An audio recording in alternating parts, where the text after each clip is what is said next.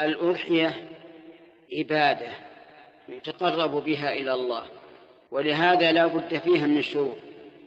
الشرط الأول أن تكون من بهيمة الأنعام، وهي الإبل والبقر والغنم، الضأن والمعز. فإن ضحى بغيرها ولو أكثر منها قيمة لم تقبل. الثاني أن تبلغ السن المعتبر شرعا، وهو في الإبل 5 سنوات، وفي البقر 2 سنين، وفي المعز 1 سنة، وفي الضأن 6 أشهر. فما دون هذا السن لا يضحى به، ولو ضحي به لم يقبل.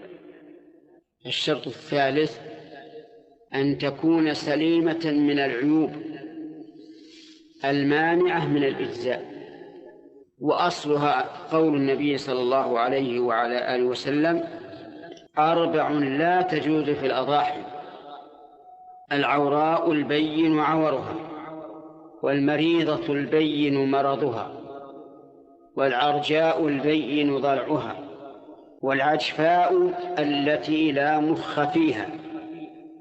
هذه أصول العيوب التي تمنع من الإجزاء.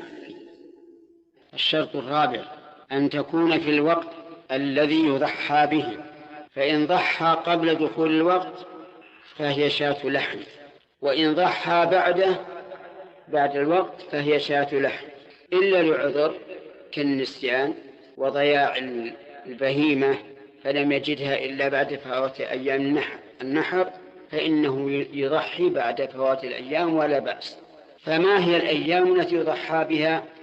يوم العيد، عيد الأضحى، من بعد الصلاة، واليوم 11 و12 و13، كلها أيام للذبح، ليلها ونهارها سواء، وإن كان النهار أفضل لأنه أتم للتضحية والتوزيع.